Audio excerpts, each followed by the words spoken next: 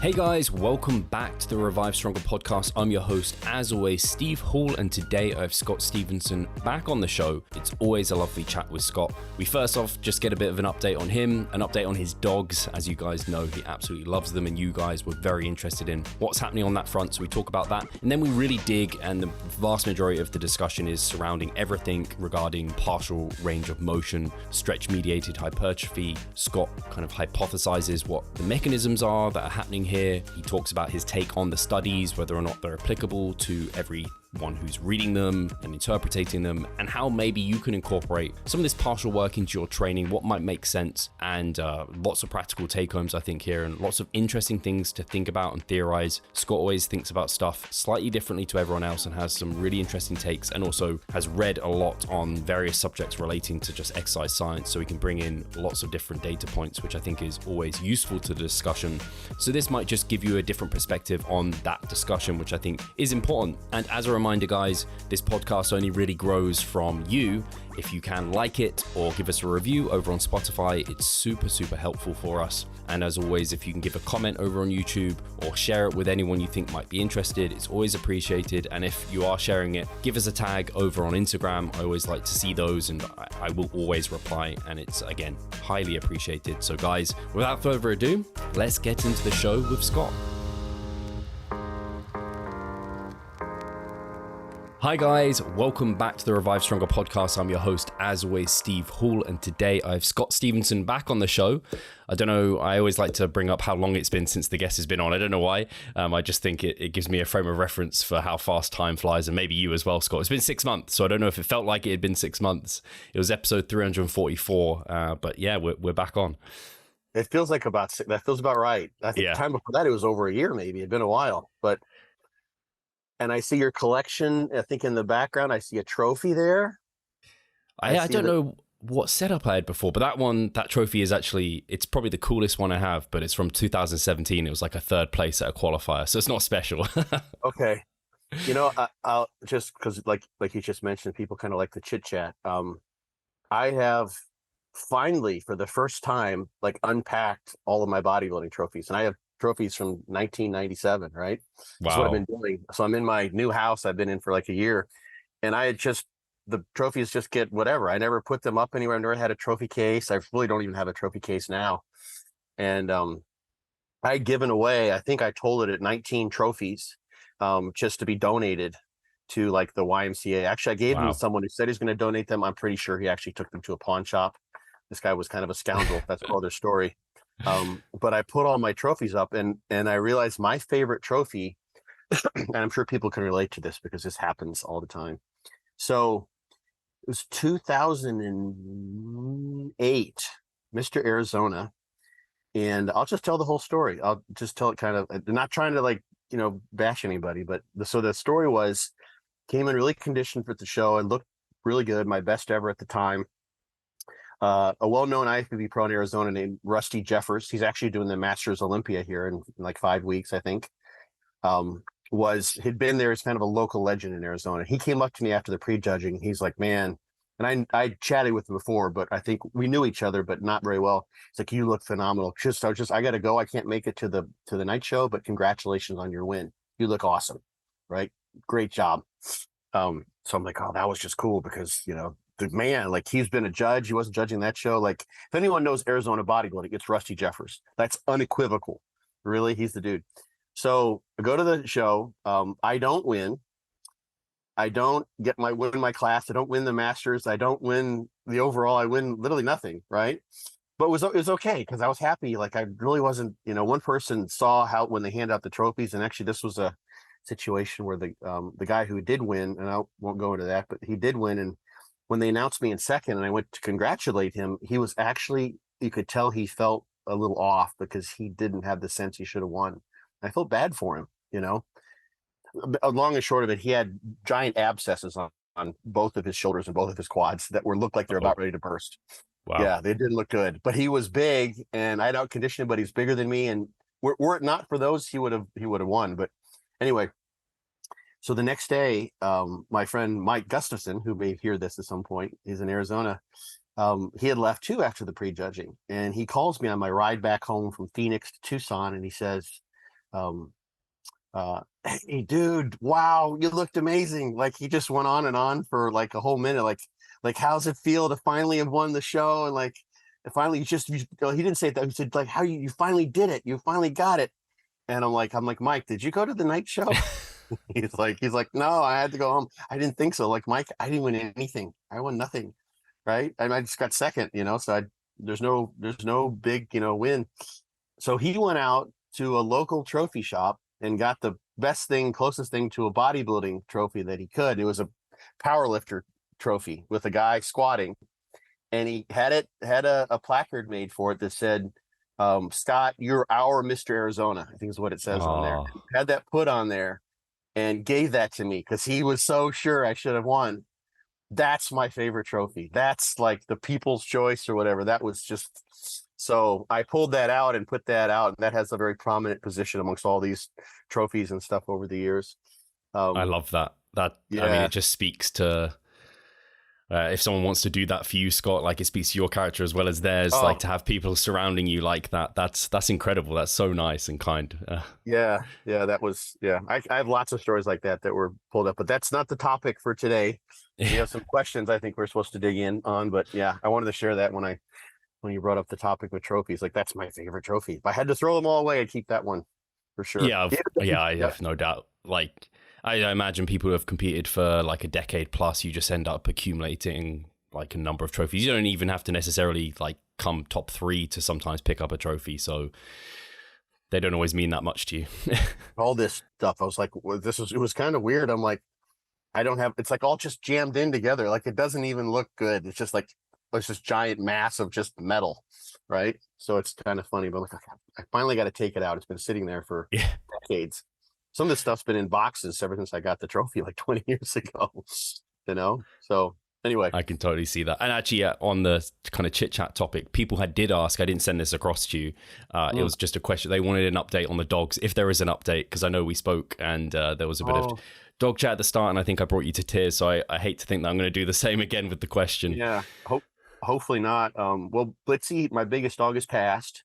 Long Sorry story to hear short. Yeah, thank you. She had Cushing's disease for years. A vet told me like a year and a half ago, it's like, you've already added a couple of years to her life, just with everything I was doing. She had Lyme disease, Cushing's disease. Her liver was pretty bad off. As it turned out, she had a hemorrhagic spleen, which we had taken out because those can burst at any time, and then the dog just bleeds out internally, like right in front of you. So once we figured that out, did everything I could, and she didn't make it through that. But I have since named my badass RV the Blitzy Mobile, because she loved road trips. So it's right behind me. I've got a vanity plate to put on the front that says Blitzy Mobile and Dog Dad, as a picture of her with 2 of my other dogs. Yeah. So she lives on, Yeah. Yeah. That's incredible. So, yeah. And otherwise, we just went for a little walk. Suki, who's once had 5 types of cancer and is half deaf and missing an eye. Yeah. She's still kicking along, man. She goes on these walks, and it's like today I had to get back in time. Like literally I had to like pretty yank her back home because she just wants to keep on going. We go for 8 miles, and then I'm like, okay, we got to get home now. So I have to always turn her around, and like, it's 20 minutes out and then it's 45 minutes back because she doesn't want to go back home. So that's a good sign for Some sure. resistance training for mostly her. Yeah.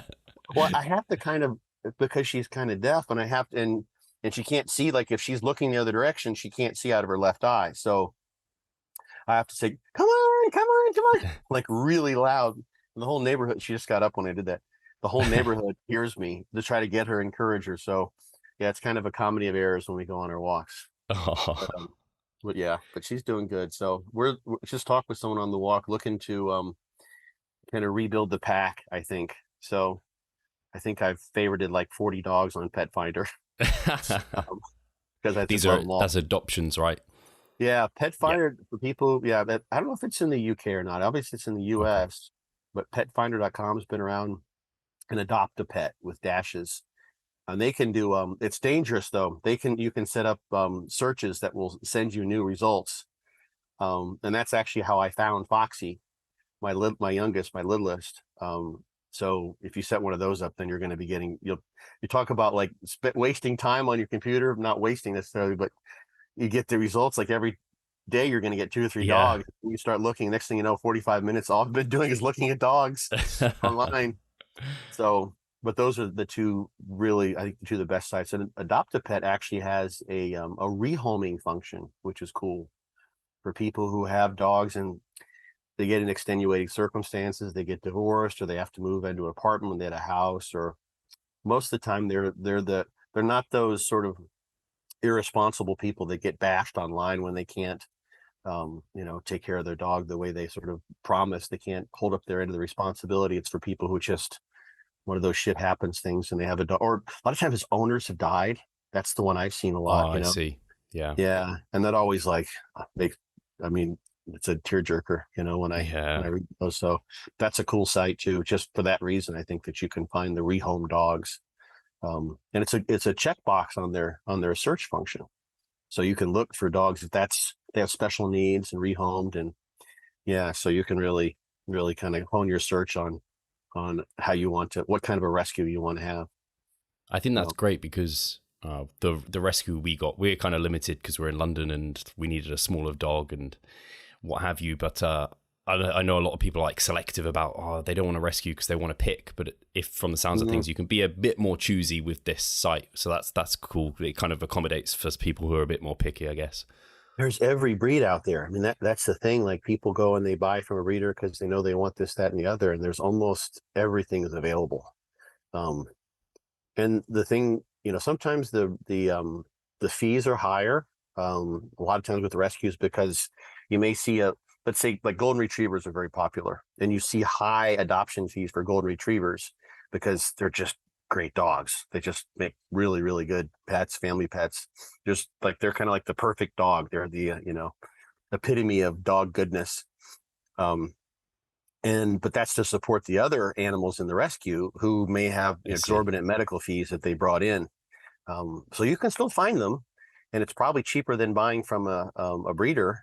And maybe you have to, drive in the case of the US, you maybe have to drive 20 hours to go pick up your dog if they'll let you do that. Some don't adopt out of state, but you can find almost everything. And I run into people like, oh, we want to get a whatever special, a Cocker Spaniel or what have you. And super popular.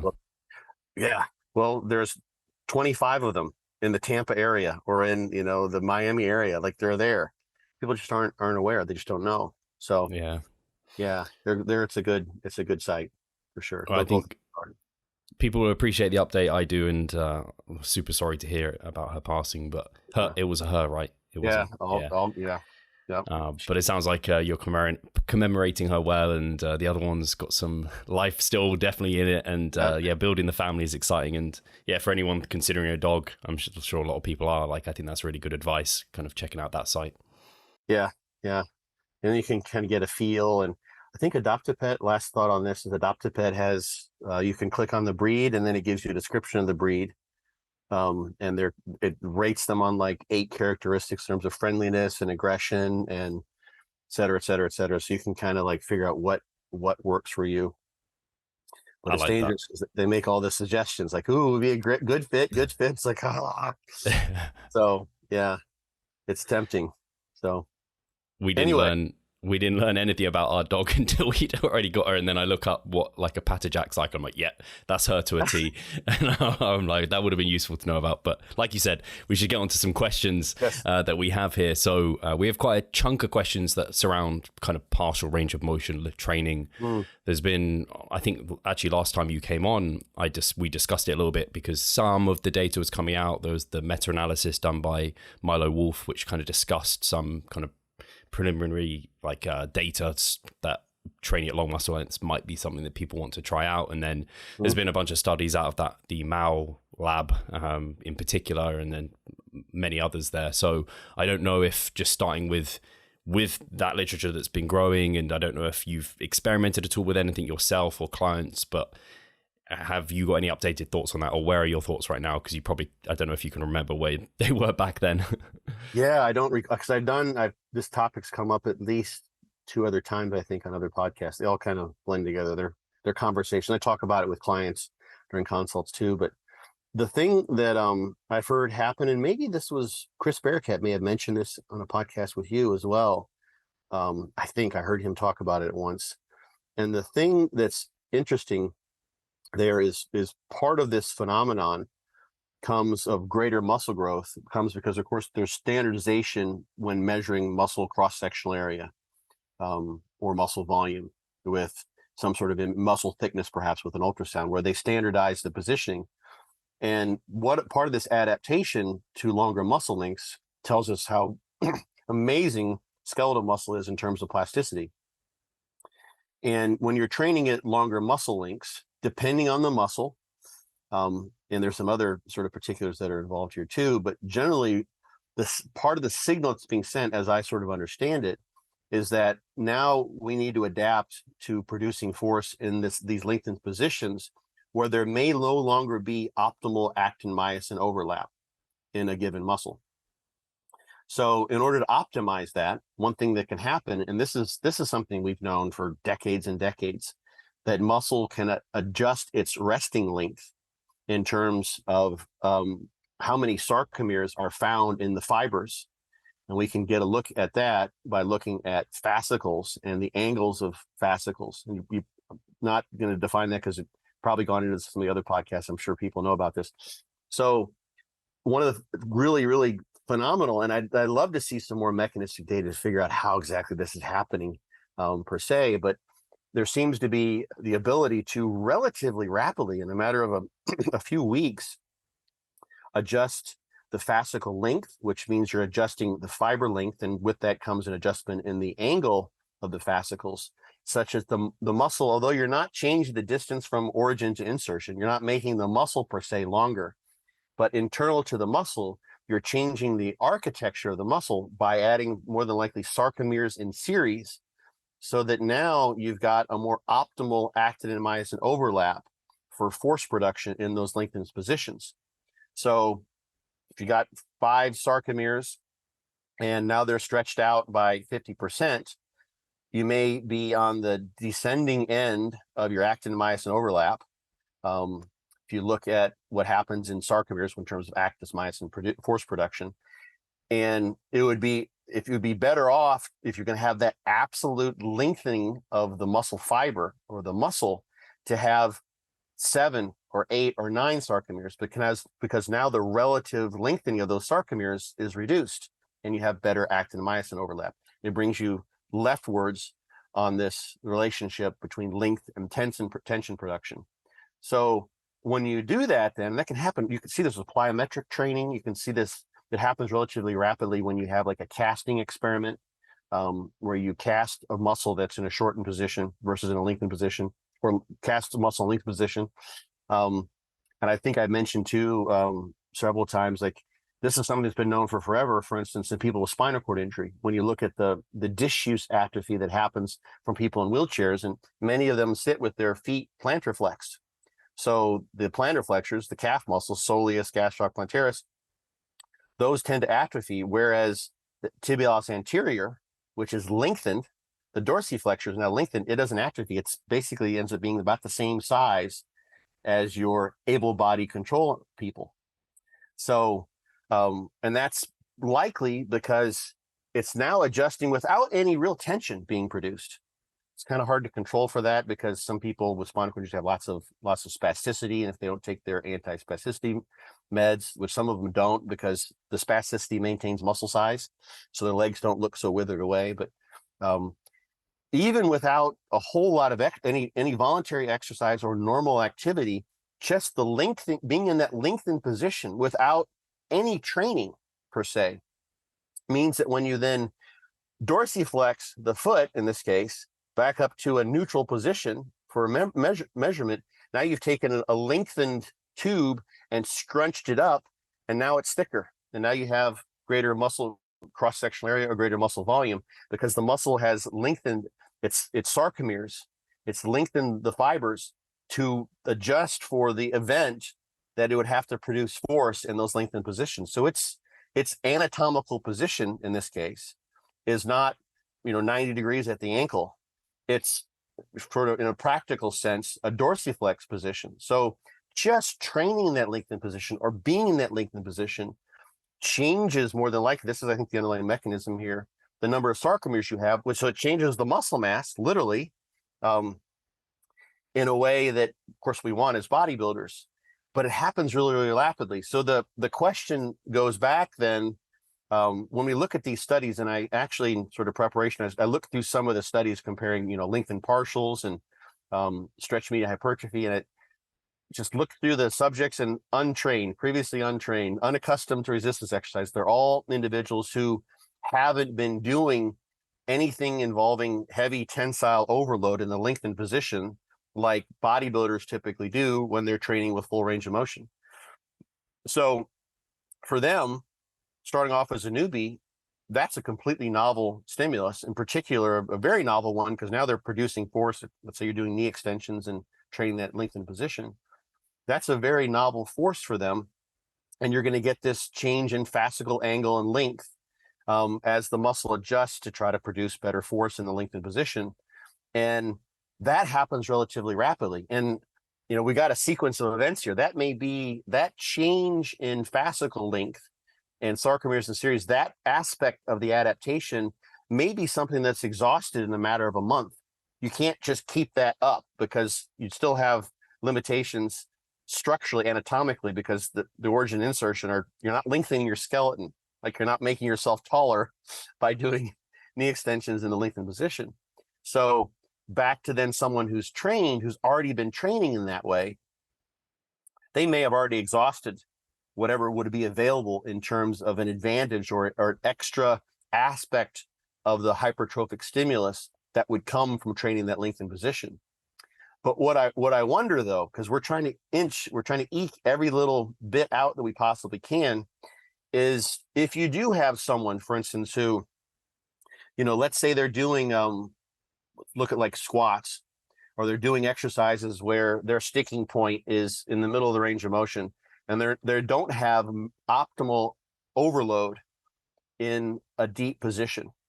They've got, they're not using like a Cybex type of knee extension machine that has a resistance profile that matches the human strength curve. So they've got just as much force being produced in that lengthened position as possible.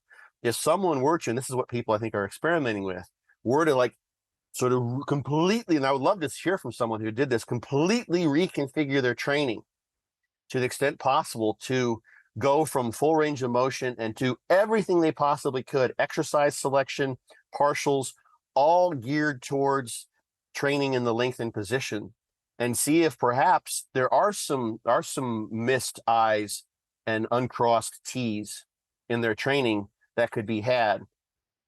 The other thing that's sort of, and I'll stop with my customary soliloquy here, is that we also know when you, for instance, compare concentric or eccentric only training, that you do see with concentric only, you see the opposite effect. You see a shortening of the fascicle, an increase in fascicle angle of pennation in those muscles that are obtained where you see that. So it makes me wonder, and that's an isolated situation, but that indicates to us that the concentric only versus the eccentric only have different effects on this. So eccentric, of course, is lengthening. That is akin to training the lengthened position. It sort of makes sense that if you are doing eccentric only, lengthening only contractions, that an adaptation there would be to prepare for an over lengthened position to guard against that.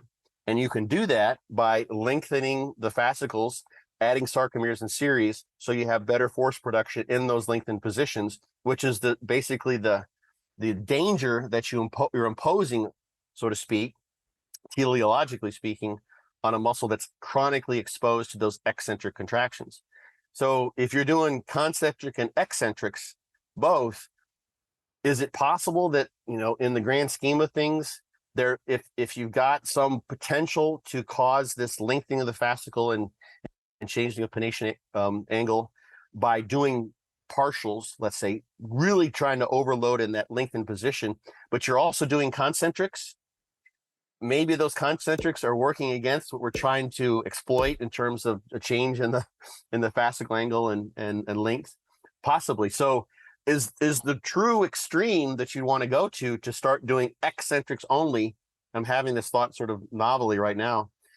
Eccentrics only in the lengthened positions. Do everything you possibly can, and then see if that has some impact on growth, on what you see muscularly wise. And it's going to be a little thing because we're talking about you're not an untrained person. So law of diminishing returns applies here.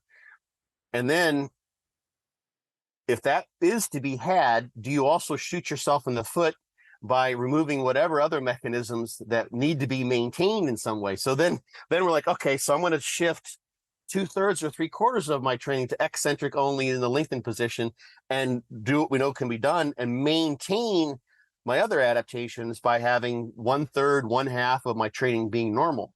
That would seem like that could be a logical way to go about this. Just piecing together various aspects of the research. So those are kind of my thoughts. And like, that's not something you can really study in trained individuals, because you don't get statistical effects with people who aren't growing, at the rapid pace that you see in newbies. No, I think, So, yeah, that's very interesting. And I'm pretty sure, like, often it's spoken about how important the eccentric phase is to muscle growth, but even looking at like the eccentric, concentric, like these various positions within lifts and dynamic contractions versus like eccentric only, concentric, it hasn't been studied that heavily for hypertrophy, from my understanding. Like, there hasn't been that many studies that have looked at like even like differences between eccentric speeds and how much time you're taking in various lifts. Is that right? Is that fair to say? like Brad Schoenfeld, for instance, has it's maybe 5-6 years old now. He's got a nice review examining eccentrics versus concentrics only. And eccentrics in isolation tend to have a greater increase on average, a greater increase in muscle size. And I've talked about a particular study that was done, my mentor did, where they compared leg press 5 sets, 10 twice a week, concentric eccentric versus concentric only, versus even doubling the number of sets. So they're limiting the eccentric with the helpers in the lab, and the best results in terms of both type 1 and type 2 fiber came from having the eccentrics in there. So there's an essential component that comes from the eccentrics, and it's probably tension related, because there's so much tension that's there. And some of it may be, Titan related, or whatever else is going on in terms of mechanosensing, phosphorylation in the costameric regions, or the Z disc regions, and those sorts of things. So there's some studies that are out there. The thing that complicates some of that is that those are typically done with isokinetic devices, or very often they have been. And here's the thing, like, there's also the comparison isokinetic versus quote isotonic or free weight. Isokinetic devices, and if you've talked about these probably a good bit here, so you know how they I think Kaz and Eric Helms have brought them up before. They're like the ones that, like, as hard as you push into it, it kind of resists you back. It's not something you'd ever have in a gym, really. Right. It's exactly. So, but you know what? Kind of a side topic. I'm looking into there's some of these magnetically driven or these motor driven platforms that you can get. Like, I'm not trying to advertise. I have no financial connection. Like the Vitruvian is the sort of more popular one. And that, I believe, has an option. It's kind of an isokinetic type of thing. So the faster you try to move, the more resistance it gives you. So I think they may even call it isokinetic. So those things are going to start to become available. But yeah, isokinetic means same speed. So you just set the speed up on the machine and you can push however hard you want. You're not going to make the machine move any faster than it's going to allow you to. And the same thing on the eccentric. And you tend to so you do a set of 10 like that. Well, that's a maximal effort from rep 1. Whereas, so those are all effective reps, every single one of them from the get-go. You do 3 sets of 10 like that. That's a whole other ball game comparing to doing 3 sets of 10 with your 10 RM when whatever your fatigue state is.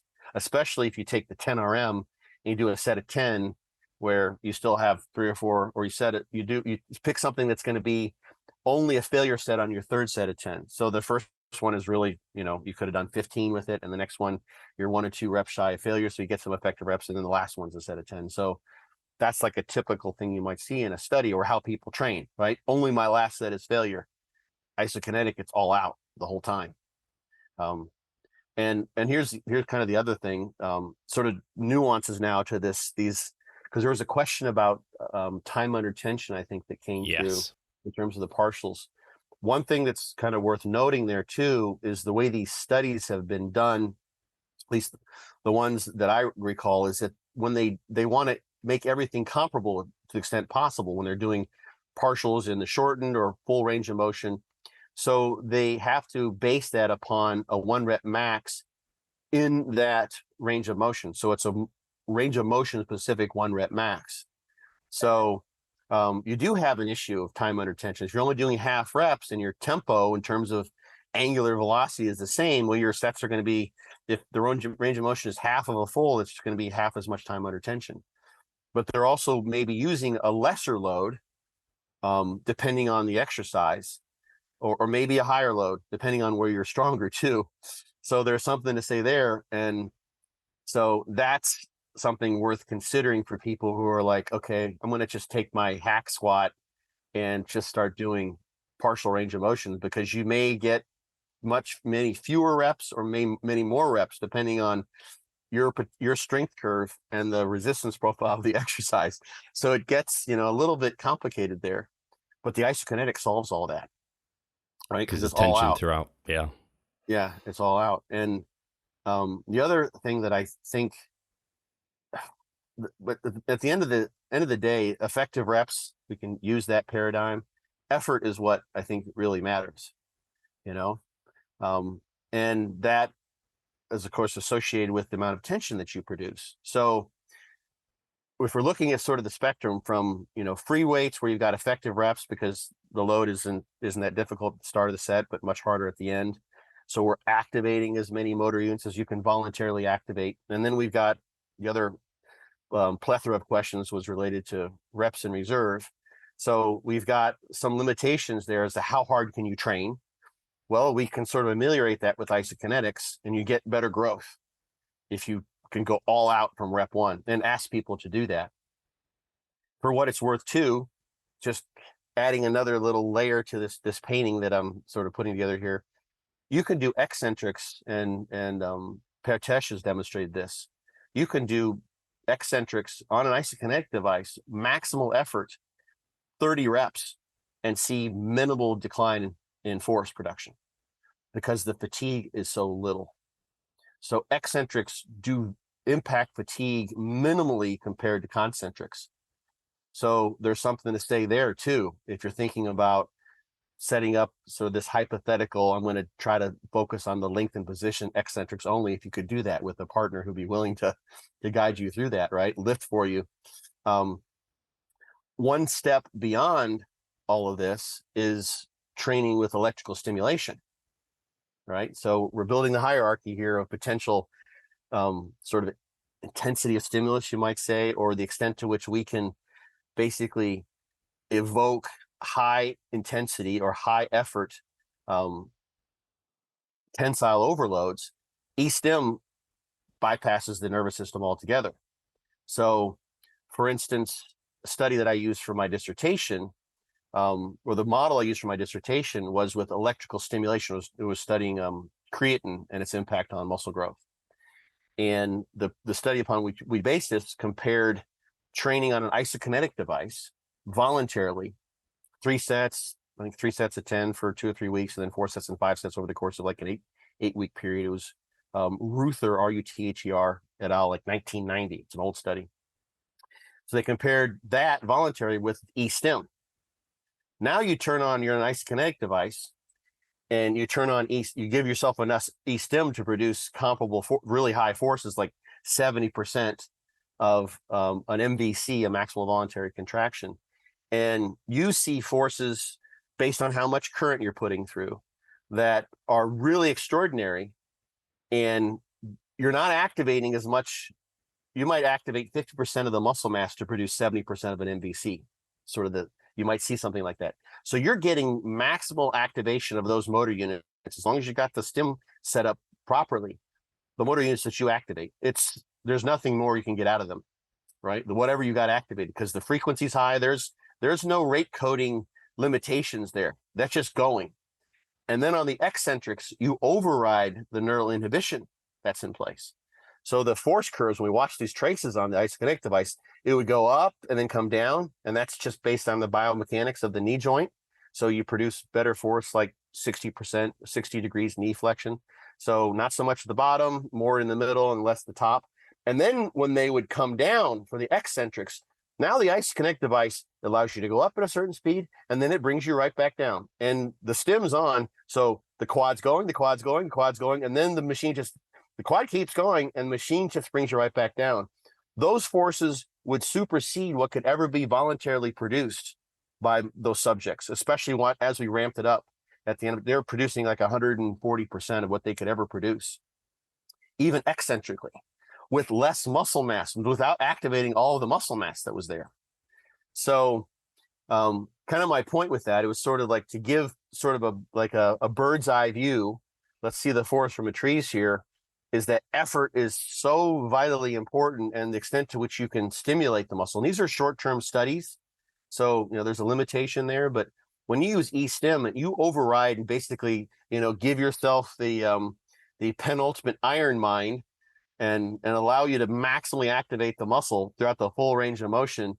You've got an extraordinarily stimulus that supersedes, at least in these few comparable comparative studies that we've done, supersedes what can be done in voluntary training with an isotonic device or with free weights substantially.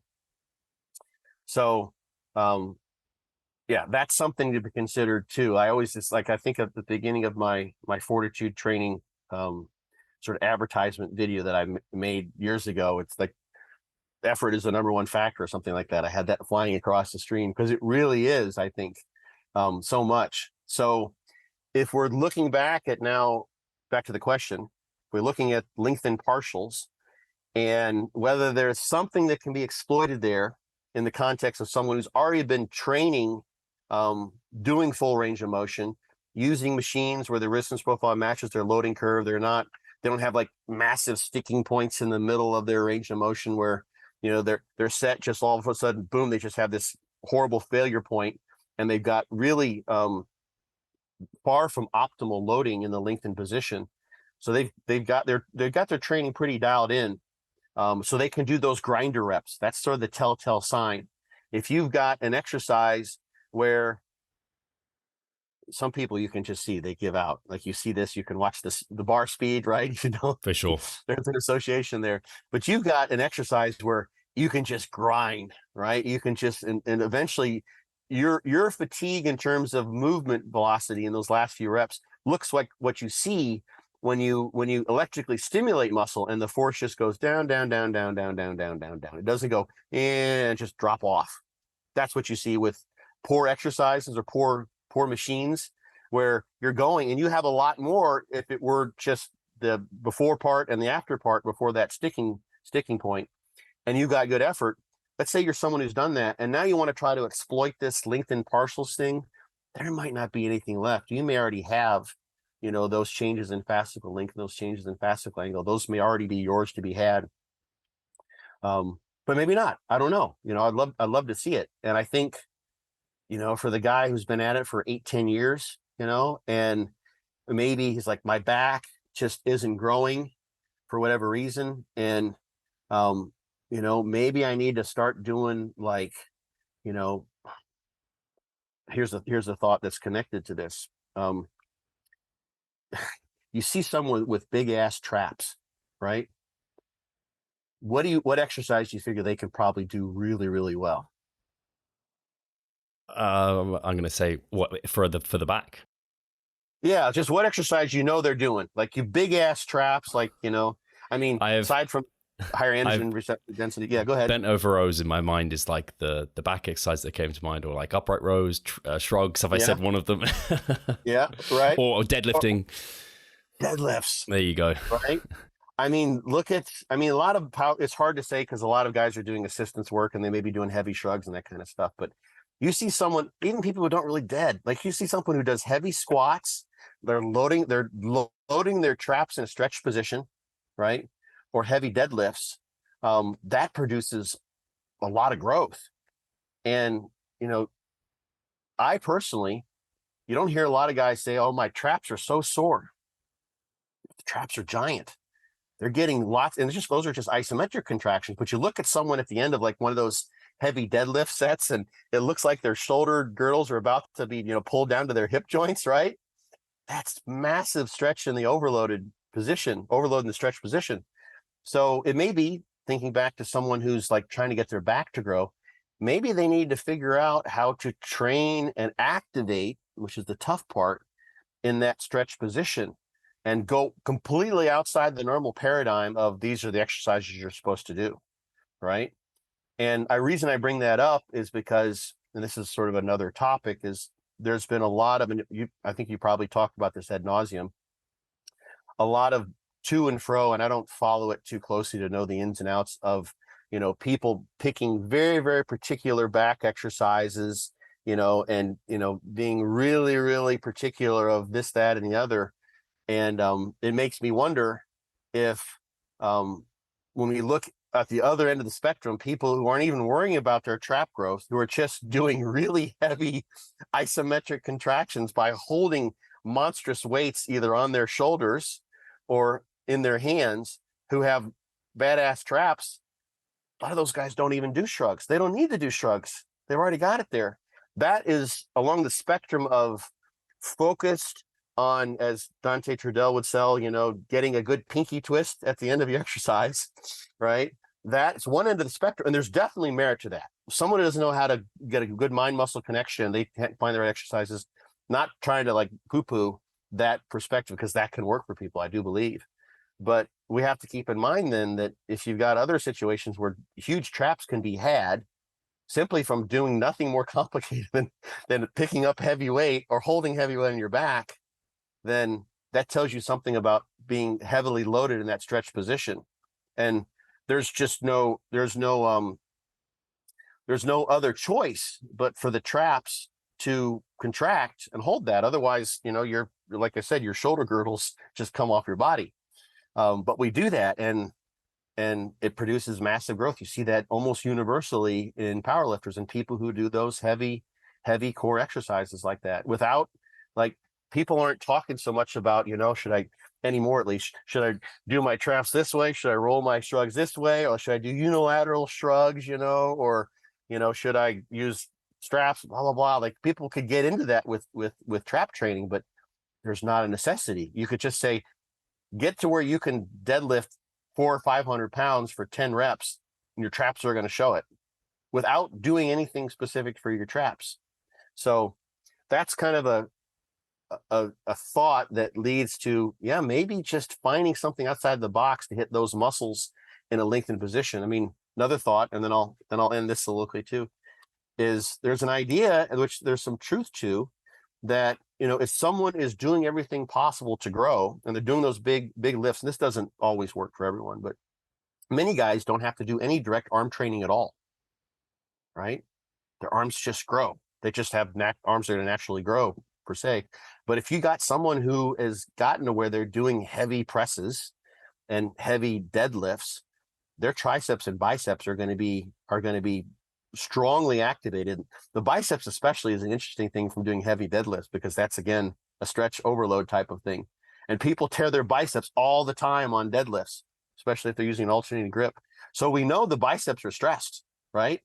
But you're not trying to lift with your biceps. You can't be, if you're trying to move heavy weight, because you'll never get it moving. But the arms will grow from that. In not everybody, but in many cases. So there's some kind of old school ideas that actually seem to support this idea of stretch mediated hypertrophy, which tell us then, hey, maybe we need to be creative and do things like try to do like, partials in lengthened position on a lat pull down. It's very hard to activate the lats, but it can be done, because I consider right now, you can't see, but I consider and activate my lats with my arms out like that. And you probably could too, right? So those sorts of things are available out there. And I'd love to see, someone who took that to heart and just went for it for 6 months, dedicated themselves to just being outside the box and training in a weird way and trying to maintain their other gains and see what happens, Do you not see the progress you would like? Are you sick of writing your own programs? Or perhaps you need some accountability in order to stick with a plan? Then it's time to start working with us. We at Revive Stronger offer a truly personalized coaching service. You'll get more than just an email with some macros or random cookie cutter program. With Revive Stronger, you will be the center of our attention. You will receive your own fully individualized training protocol alongside a customized nutritional strategy. We created the coaching around your needs, wants, personal preferences, and your own unique lifestyle. Every single week, we delve into your program in order to make appropriate adjustments so that we get the most out of your time and the best possible outcome. We help both female and male athletes to seriously change their body composition by adding more muscle mass and decreasing fat tissue. No matter if you're a competitive bodybuilder or just want to look better, if you need help with your progress and taking your physique to the next level, our coaching is for you. It's time to make a change. Sign up today and let's revive stronger. I think, yeah, lots of interesting thoughts there. I mean, it's funny you bring up traps and arms. They're probably two muscle groups for me, or well, I guess it's more than two. Three, if we're just going to say it's three. For me, like they're ones that just, they've grown and I haven't really had to work for those at all. But for my back, my arms just take over, like biceps will just take over. So some of that more like the biomechanic kind of specific stuff where I can try and remove the bicep from coming in as much has been helpful.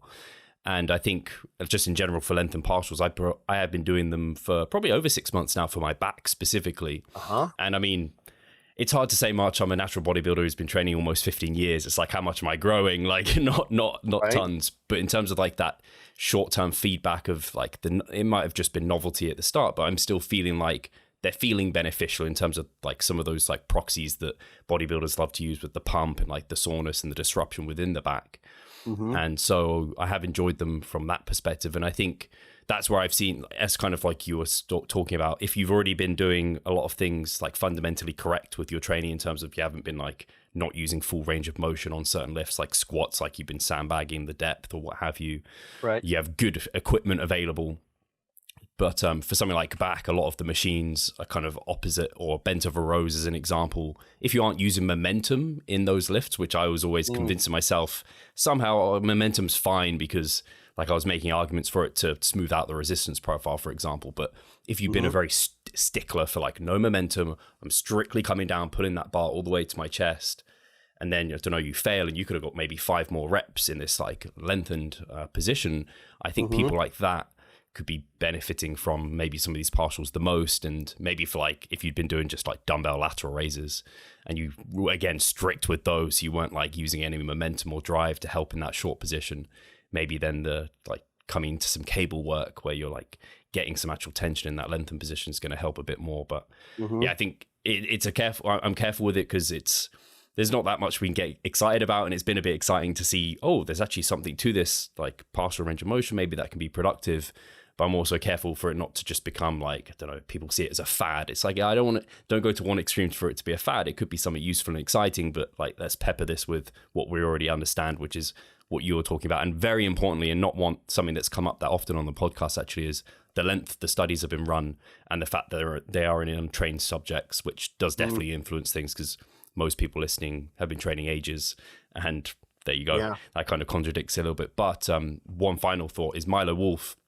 They're currently actually in the study, I think, where they have, I forget the length, it's a reasonable period of time, and they've got quite a lot of people doing it, where one group are doing, and they're trained, all length and partial work, and the other group are doing full range of motion. So they're kind of going to get a good amount of results from that, which should give us some interesting data as well. What are they? Is it training quads? What muscle group are they? I believe it's everything, but I don't know which ones they're measuring. But they are trying. I think they're doing everything. I don't want to say now. I have to look it back. I'm not going to hold you to it. Steve, you told me.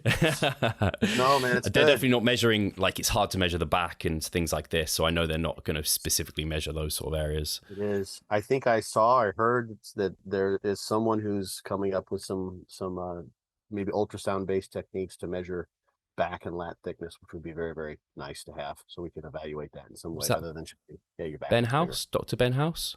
Could have been. Maybe. Yeah. Oh, yeah. Yeah, I mean, I've been saying for years that we just, for knowing what the force velocity curve looks like, that, some cheat movements make sense. Some cheating or some momentum sort of makes sense. in terms of getting your assistance on the concentric, optimizing the resistance profile of your free weights, so you have help on the way up. And then as long as you've got a good mind muscle connection, you can resist on the way down. And the other thing that's interesting too, this is definitely a brain candy type of notion.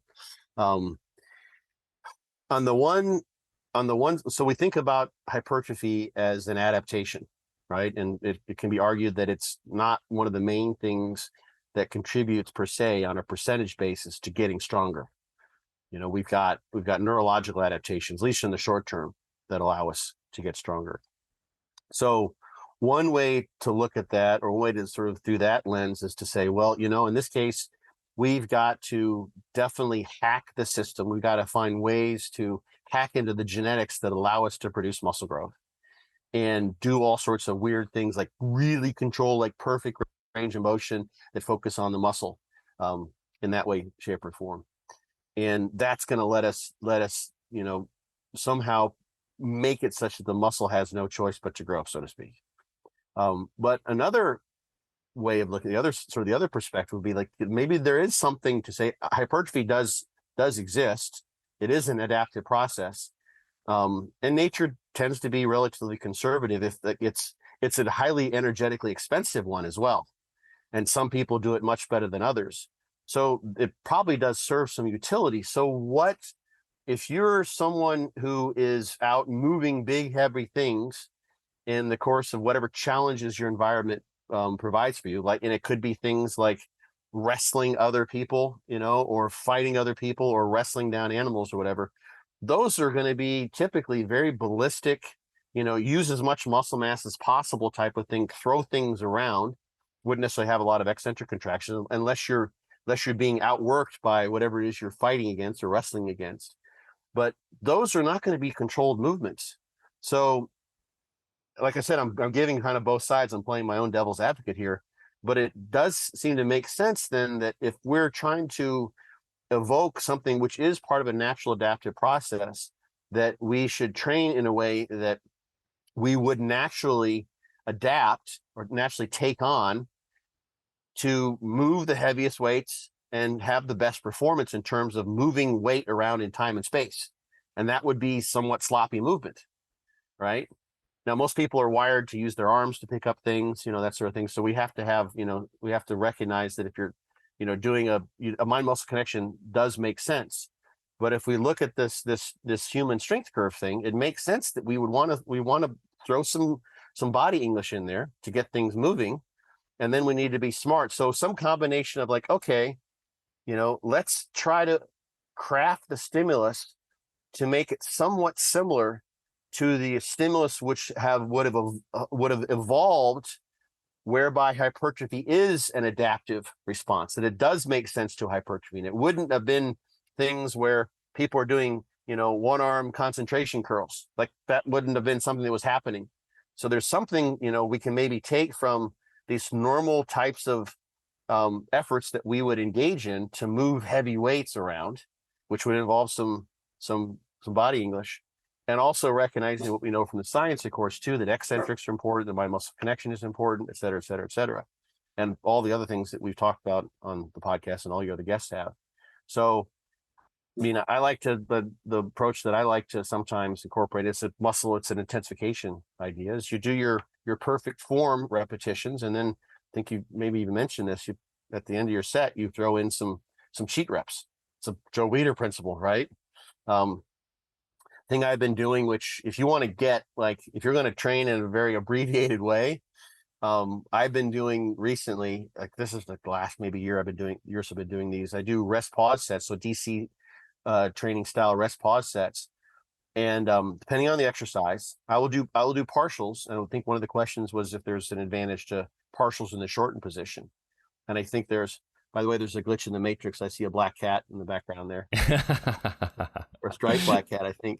It's a dog there. Oh, it's a dog? Okay. It looks like a cat. I just see, their tail's going now. That's a dog. Okay, yeah. He's gone. I'll do the set to failure, and or either go to failure or leave basically 0 reps in reserve. So let's say I get 10 reps. I will try to then do 20 partials after that. and then I take my rest. And those partials are oftentimes in that lengthened position too. So it depends on, the exercise, what it lends itself to. So you just can't be just crazy stupid. You don't want to get yourself trapped in a hack machine you can't climb out of or whatever, right? And then have your rest period, and then do your next set, regular reps. So it might be then 3 reps, and then try to double the number of reps in terms of partials. So it would be then 6 partials, and then the next time 2 reps, and then 4 partials, or get as many as you can. And that is a way of, those partials, of course, it's somewhat standardized, so you can track your performance. So you can see, okay, I went 10, 3, and 2 on my good reps, and I doubled the partials, and I can mostly get that. That number was somewhat arbitrary. That was like getting twice the number of partials in the reps. It feels pretty ambitious in the time. If everyone tries this, it's like, that's all you got. There ain't nothing left. And I've adapted to this over time. But you've got then you've got something you can logbook and that you can progress somewhat regularly, because as long as you're getting those partials, that's a standardized component of the fatigue that's brought in on the set. And then, of course, if you go from 10, 3, and 2 to 12, 3, and 2 to 14, 4, and 3, then you increase your weight, right? Using whatever rules you have.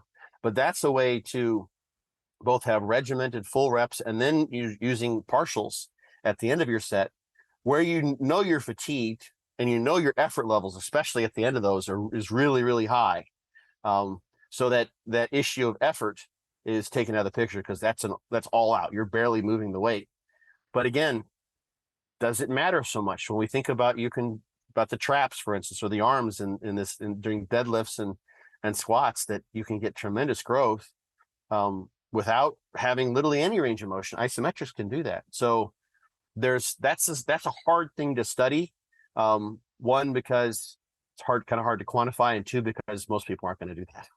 But people are just going to want to train that way. It's pretty brutal. It's like, bleeding out of your ears type of thing on some of the extra. When I do that with squats, for instance, Yeah. Yeah. I was just thinking I can get that for, I don't know why it makes sense for back, because obviously you're cutting out the hardest part of the lift and then you're stronger in that other portion. But for something like squats, where it's already you're doing partials in the lengthened range and you're trying to double the full ROM ones, like that must be an absolute nightmare. Yeah. With the squats, I only do it at the last one, because if I'm bottoming out, then I don't want to have to go around and take the weights off and come back up. It's just kind of silly. But yeah, let's see. I did it with actually my leg workout yesterday was kind of a more isolation based one, but I did it with unilateral hamstring curls. So I went 10 and then 20 partials, and 10 and 20 partials, and I just went back to the other leg and did like 4 and 8 or 10 partials, and 4 and 8 or 10 partials. And I did it with somersault squats. You know somersault squats? You might have to are they similar to sissy squats? Kind of, yeah. You use a Smith machine, and it goes on your lap. Yeah, people can look that one up. It's a great, Joe Daniels invented the exercise. He's got some variations, but it's a phenomenal quad exercise that's an alternative to knee extensions, that works phenomenally. I do that in a Smith machine. Is it like the machine? They have like built machines called sissy squat. I think it's similar to like the sissy squat machine, maybe. I have to look it up. This is so the way you can do them different ways. I don't want to use up our time talking about this exercise necessarily, but the bar goes up in your inguinal crease, up in your lap, and of course you can control the bar with your hands at the side. So the way Joe does them is, you get usually your heels are elevated, and you just squat down, kind of like doing a belt squat, but the bar is tucked in there on the front of your waist, in your lap. And then you can, when you go down, when you come up, you roll forward like you're doing a somersault over the bar. Okay. That's the standard way of doing them. And what you can do there, of course, if you want, is the way I typically do, I stay upright the entire time. So if you're coming up and you're bending forward, and doing that back and forth, then you're adjusting. Like here, you're raising your entire body, and then when you're in time and space, and then when you come forward, then the load is less the top. So the extent to which you roll forward over the course of the rep will vary the load over the course of the rep, because I do them up and right the entire way. So there's the same load throughout pretty much. And then of course there's the biomechanics of the knee.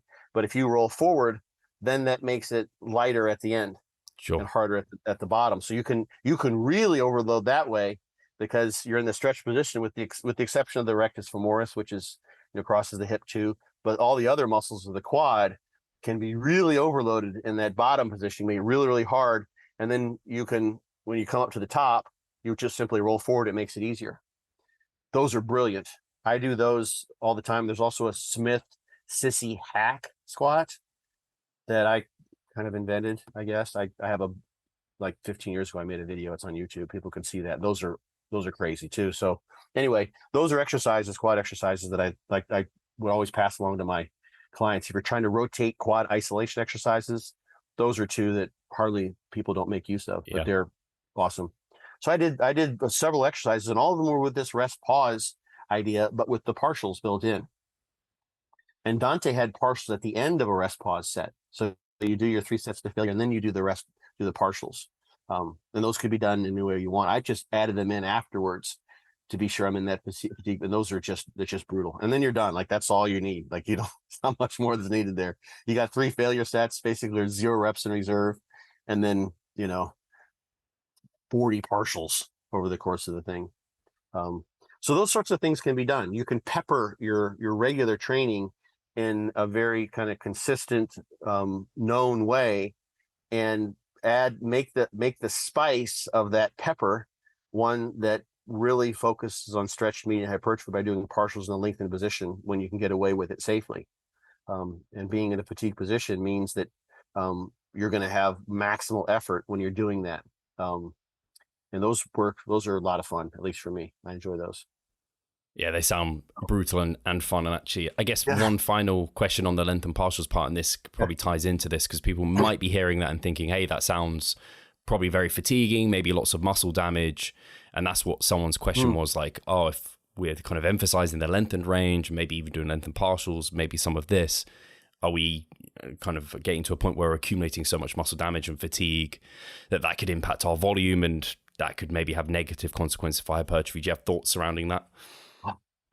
I get this kind of question, or this, it's a good question, don't get me wrong, but I get this sort of question so often, and I get it in the context, like, if you do a rest pause set, like we just talked about, and you have 3 failure points, does that count as 3 sets or 1 set? Right. So it's like, and when you look at the research, like a bench press counts as an exercise for triceps, but it's not supposed to be a triceps exercise. So they're counting volume in a totally different way than most people would ever count volume, right? Yeah. And it's all, when it comes down to it, has to be completely individualized, right? So if you start, if you find out, for instance, that you get really, really sore, you're someone who, for whatever reason, there's several things that are involved with the propensity to experience muscle soreness. Several genes, the gene for IGF-2, the gene for interleukin 6. There's several things, if you look at sort of the whole, stress, inflammation, response cycle, that are involved with whether you get really sore or not. You might be someone who doing those lengthened partials just destroys you, right? You just got to pay attention to that and auto-regulate around it. And recognize that, I can't go from 10 sets full range of motion and then do even 10 sets partials, even though the time under tension, I think that was, part of the question, the time under tension would be less. Maybe there's another question. So yeah, if you do 10 full range of motion versus 10 partial range of motion, you've got an interesting situation there, because your time under tension would be less because, you're only moving the weight around half as long, but you also could even have a different relative load. So this is kind of complicated to think about, but over the full range of motion, you've got more fatiguing portions and less fatiguing portions, more on concentric, less on eccentric, more when it's more difficult, when you're at that, what will be a sticking point, and less at the other ends. And you got longer time under tension. You compare a half range of motion, and if you set the thing up right, you have a good machine for that, or a good setup, then you could have, it could be equally strenuous throughout that entire abbreviated range of motion, right? So it might take you only 15 seconds to get through that set, and then you reach failure. So that's 10 reps, right? But it's only 15 seconds long. Whereas it takes 30 seconds with a full range of motion, but 10 seconds of those aren't really that effortful because it's so easy at the bottom. It's so easy at the top.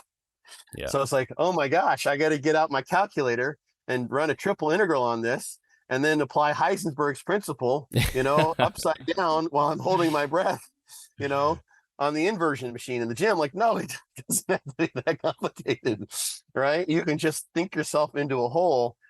You got to auto-regulate and see, what you can do. So smart, like words of wisdom from, John Meadows is, he would have intensification techniques only peppered in a lot of his routines, his programs that he sells, which I'd highly recommend.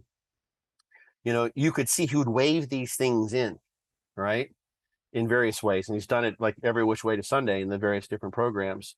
So it was periodized in, and you could sense that. It's like, okay, you got first 3 weeks. I did a couple of these programs a few years ago when I was training with Derek Oslin. And it's like, oh man, this week's going to be rough. And you see what's on store. It's like, oh, good. John realized like we need to have a down week. So you bring those things back. So everything was sort of auto-regulated. And you just have to figure out what you can do, what you can't do, and choose the exercises, that you can get away with. So it might be that like you do lengthen partials for 2 or 3 weeks in a row, and you're starting to notice, that your soreness is accumulating. And we know there's a particular very, very cool study where they sort of saw delayed hypertrophy. It was a kind of a case study from Norway. They used blood flow restriction, and they did like 2-a-day training. You may remember this study. Was it quite recent, this one? It was fairly recently, yeah, not too long Brad ago. shared it, yeah. Yeah, and they trained for like 7 days this way, and then they gave a 7-day pause, I think, and they took a biopsy, and then they trained for like another 7 days, and then they, like 20 days later, no training in between, but 20 days later, there's actually the greatest muscle fiber size.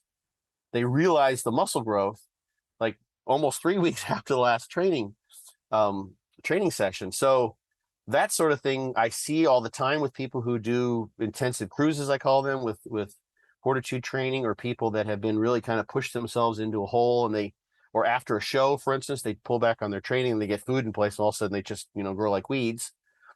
It's a whole other topic, but there's something to say for like, maybe you put these partials in and you're getting really sore from them, and you just don't do them for a week. So you can get rid of that soreness, which seems excessive. The interesting, I think, just as another thought, because this is, there's so many things to tinker with here, is just stretching out, just stretching. One of the things that happens a lot of times with people who are sore all the time, I know I'm like this, is like, your legs are so sore, you're kamikaze dive bombing the toilet because it hurts so much just to sit down, right? So you avoid getting into stretch positions, right? You accommodate. We do this all the time when we have injuries. We accommodate our movements, so you don't see those stretch positions during the course of your day-to-day activity.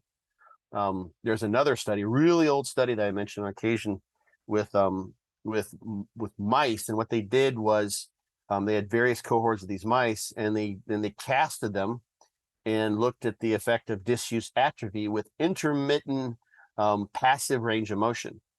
And so what they did was casted for majority of the day, and then they anesthetize the mice, and they take the cast off, and then they bend their little legs, bend their little ankles, for just, there's no active contraction. The animals were unconscious. And then they recast them. So they were no use for most of the day. And it only took, I think, 30 minutes of back and forth movement to prevent at least the shortening of the muscle that happens when they have them in cast position. So something about, so if you're looking at this lengthened partials having their potential impact on changing fascicle length and angle of pronation, it doesn't take much to send that signal, at least to maintain that lengthened status. Because in that animal study, at least, this is a kind of a big leap, but it suggests that 23 and a half hours out of a 24-hour day could be spent in the shortened position, and you can prevent that change in fiber length just by a half an hour a day of stretching passively without any tension. So let's say you have to pull back on those lengthened partials, at least make sure you're maintaining flexibility, and you're exposing the muscle to some flexibility training, some stretches in some way, shape, or form. And this is why, Dante probably had the extreme stretches of DC training, and I have a loaded stretch is what I call it in fortitude training, and two other stretch types, because the two of those are stretch under load. Those can be incorporated. So you can do a stretch under load, a isometric contraction in a stretch position instead of lengthened partials where you're really bombarding the muscle. And there you've got at least somewhat of a supportive stimulus. If we're trying to keep this lengthened, this idea that we're sending the signal to keep the fascicles long and have muscle fiber, muscle volume coming from more sarcomeres, you can keep that stimulus in place by stretching the muscle out or doing loaded stretches or doing isometric contractions in the stretch position that aren't going to create the muscle damage that comes with doing a regular set in that stretch position. So those sorts of things could be mixed in. So you might do 3 weeks of loaded stretches or loaded partials in lengthened position, heavy partials in lengthened position, and then go to loaded stretches or something like that that doesn't create the same inroads and soreness. So yeah, there's a lot of ways that, you can sort of incorporate it into what would be a very fun program or exploiting whatever's there to be had. I think your note on like auto-regulating is just very wise, just across the board. A lot of people will ask like, how many sets should I do? Should I increase them, decrease them? Like, you got to like listen to what's actually going on in your individual context, because I don't know your sleep, your stress, your nutrition, your muscle physiology. Like, there's just a lot going on. So it's just good for people to think, don't just copy the textbook like number, what it tells you. Like, okay, maybe use that as a start point, maybe undershoot it because you might be someone who's at that end of the bell curve, and then see how you get on and go from there. And at least my experience from someone who's already using kind of full range of motion, getting into those deep positions and then just doing partials of those positions, it hasn't, as long as you don't just swap everything to completely that, as long as you start maybe just incorporating it here or there, kind of like you mentioned, you adapt to it and it doesn't lead to wild soreness. And it's something, again, like the body's smart, it adapts to these things. So yeah, I tell you, there's this is an anecdotal thing, and I noticed this and I mentioned it many years ago, and now in the context of this conversation it makes a lot of sense. One of the things that happened with DC training when I first started really doing it was greater quad separation. And everyone I went through DC, people noticed this almost universally. And the way I would have people do the extreme stretch wasn't really a loaded stretch with it's, you can do those, but it's, kind of uncomfortable to try to, get like a kind of do a hurdler stretch, with weight on top of you or holding a plate and you lean back. It's not like your ankles aren't very happy. It doesn't really work very well. So what I would typically have people do is find like the ankle pad on like a decline bench, or maybe the hip pad on a lat pull down machine, something that's soft and you can put the upper part of your foot on. You put your foot up by your glute, and then you stretch your quad by bending at the knee, and then you also drive your hip forward. In DC training, this would happen after you've just trained, right? And those are brutal. When I've done the fortitude training camps, there have been a lot of people who've done fortitude training for years and they just neglected the stretches. And we would do leg training, as like the first thing we would train, just to kind of get that out of the way, because by the end of the weekend, there's just no way around. They're not wanting to do that. And then when they come to stretches, like, holy shit, I forgot that this was here. But the thing that would happen when you do a stretch like that, so you got your heel up by your glute and it's in place. So you're stretching the quads. You got basically maximal knee flexion, quad stretch, and then you drive your hips forward, and that causes hip extension and really stretches the rectus femoris. And then what I would have people, what we would do with DC training is then you contract and try to extend your quad and hold that for 90 seconds. So it's an all-out effort for 90 seconds in this case, trying to extend the knee, and you're activating the rectus femoris maximally in its maximally stretched position in a way that you really don't ever get in any exercise at all. So we think about what causes separation. What does it mean to have good separation in the quads? Well, one, you have to have low body fat or the water, all that kind of stuff. But it's the groove between the lateralis and the medialis that's created by the fascia between the rectus femoris, which runs right up the middle. If you have a huge rectus femoris that's literally this mountain in between those two other muscles laterally in your adductors, of course, too. You've got this basically two muscles that come down and a huge muscle here. That groove on either side of the rectus femoris is what gives you that appearance of good muscle separation between the muscles. There's also, striations, the fascicles, etc. And that is why that muscle separation would become so apparent, I think, is because doing a maximal effort 90-second isometric for the rectus femoris like that is something you don't get in any exercise. A sissy hack or sissy squat is about the closest you get to that. But this is Nordic curl, maybe similar. A Nordic curl is like a, where you sit on your ankles and you kind of lean back. Is that what it is? Am I thinking that's a hamstring exercise. The one where you kind of sit down on your ankles. I'm not flexible even enough to do it, and then you kind of lean back. Is that called a Nordic curl? Yeah. I know what you mean. Yeah. Yeah, that could maybe be it, but yeah, I've those are always feels like I'm going to break my ankles. Yeah, they're horrible. Yeah, they're terrible. And you're not going to do a set that lasts 90 seconds probably. No. And the nice thing about this is that it's maximal effort in that stretch position. So at any rate, yeah, right. There may be some, person in Norway, let's say, who's, done all of his or her training doing that exercise. But most people, this is completely novel and new. So that's why I think that it was almost a universal thing that people saw more separation. It wasn't that, something about rest pause sets or Widowmakers made it so that you got, you burned away the fat or something on your quads. It was that having a larger rectus femoris, because he was experiencing a substantially new type of stimulus that was hypertrophic in nature, made it such that it just accentuated the fascial lines, the separation between the medial muscles and the lateral muscles of the quad and the thigh. And that was it. So that's something that, people could probably even just apply now, is start doing that quad stretch.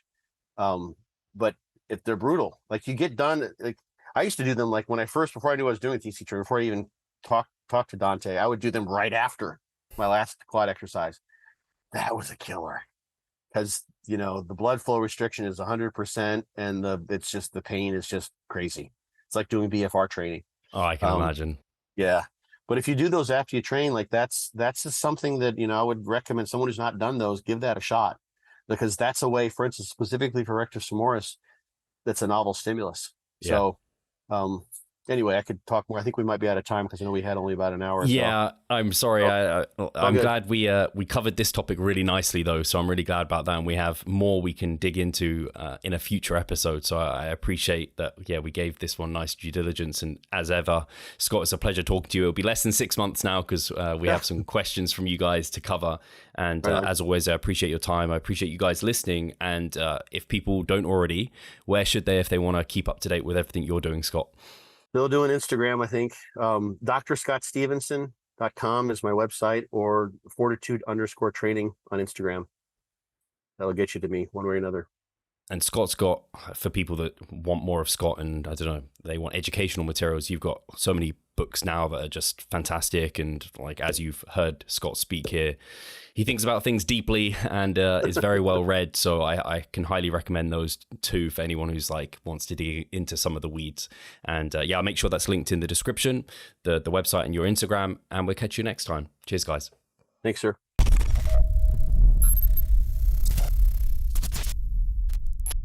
Losing weight fast while maintaining muscle mass.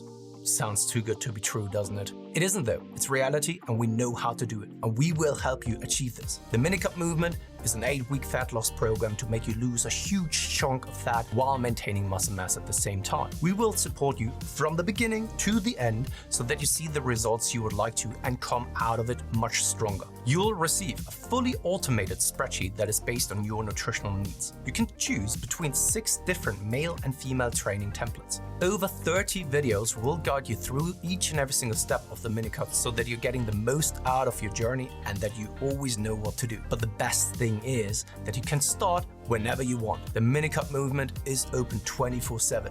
So if you want to learn more or you're ready to sign up, hit the link in the description below. So let's revive stronger together.